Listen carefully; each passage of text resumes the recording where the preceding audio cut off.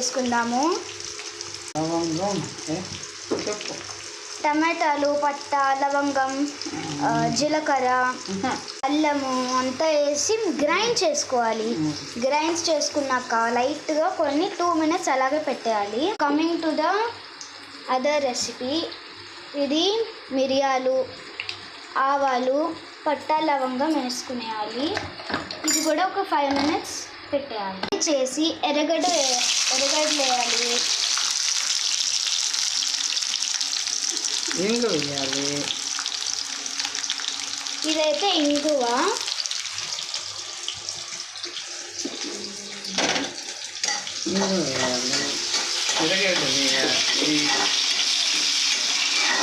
Mushroom కూడా బాగా mix చేయాలి.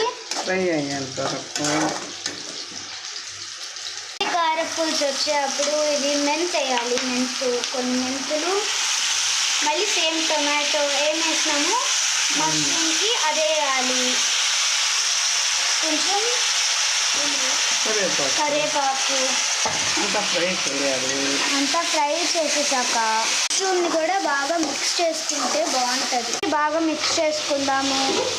కొంచెం పైనాక మష్రూమ్ వేసుకుందాం.